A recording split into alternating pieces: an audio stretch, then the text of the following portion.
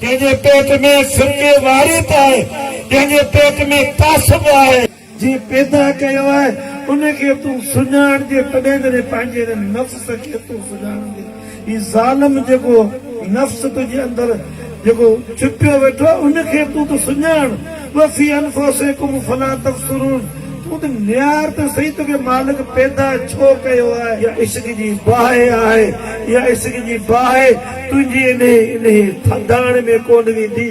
तूं त थधो थी वेठो हुई, तोखे त दौलत थधो करे छॾियो, तोखे शोहरत थधो करे छॾियो, तोखे हिन दुनिया जे माल मता थधो करे छॾियो, तोखे मिल्कियत थधो करे छॾियो, तोखे खेर खेरात वारनि माण्हुनि बि थधो करे छॾियो, तोखे वाइज़नि ख़तीबनि बि थधो करे छॾियो, पर तोखे आशिक त गरमाश ॾियण आया।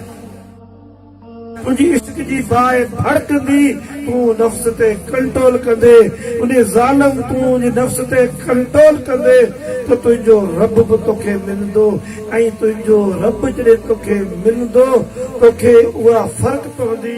छा तूं चवंदे समझ, सुम्हनि बुकनि उमी, कननि खे खोल, अखियुनि खे खोल, दिलि खे खोल, तूं समझ। तो जॾहिं पंहिंजो पाण जे नफ़्स खे सुञातो, तो रब खे तो सुञातो, तुंहिंजे अंदर में इश्क जी आग भड़की, तुंहिंजे अंदर मां दाई ईंदी, हिदायत अबीर उमीर रूई व कल्बी व समी, या सैयदी या खातम नबी या रसूलुल्लाह सल्लल्लाहु अलैहि वसल्लम। उन महबूब खे, उन महबूब जी अहमियत खे बि सुञातो। पोइ तूं हिननि नौजवाननि जा मुंहुं मुहांडनि खे न निहारींदे, तूं उन खां पुछंदे न त ही तव्हां सॼो ॾींहुं कहिड़ो पिया राग लायो, दुरूद दुरूद दुरूद, इहो छा आहे?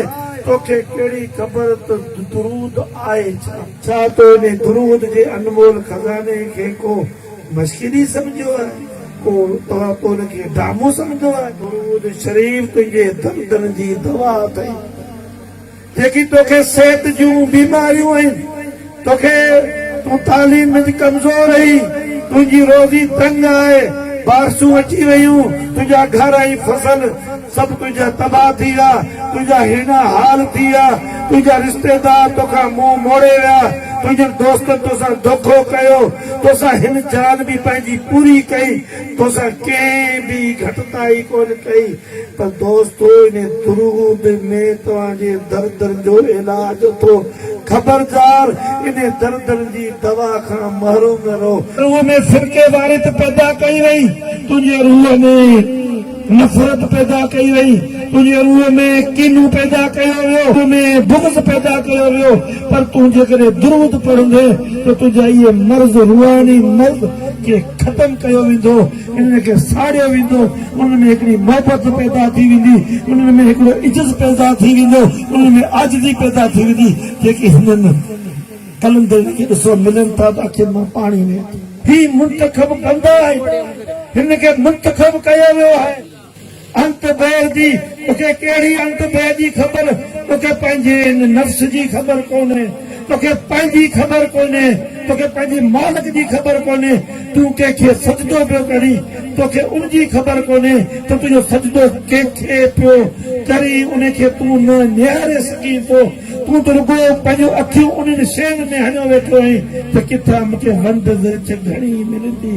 तूं ओॾां तो भॻो वञी जितां तोखे ॿिनि नोटनि जो आसरो आहे, पर कलंदरी इन्हनि नोटनि खां आजा, इन्हनि फीसनि खां आजा, इन्हनि वाखाणनि खां आजा, इन्हनि तारीफ़नि खां आजा। हू त महबूब जी तारीफ़ जहिड़ा पैदा कया विया, जंहिंजे पेट में नफ़रतूं आहिनि, जंहिंजे पेट में फिरके वारित आहे, जंहिंजे पेट में तासब आहे, जंहिंजे पेट में ॿियूं शयूं आहिनि, उहो इश्क जी ग़िज़ा किथे हज़म कंदो? ही इश्क ही जेका दुरूद जी ग़िज़ा आहे, इहा आशिक़ जी ग़िज़ा आहे, कबूल मोहम्मद शाह जी ग़िज़ा आहे, ही बाबा साईं आमदर जी ग़िज़ा आहे, ही असांजे मुहिब साईं मामदर जी ग़िज़ा आहे। उन्हनि हज़म कयो, इन ग़िज़ा खे खाधो, इन ग़िज़ा खे फैलायो। जे इश्क जी ॻाल्हि महबूब जे दोस्तनि कई, उन इश्क जी ॻाल्हि करबला में गूंजी।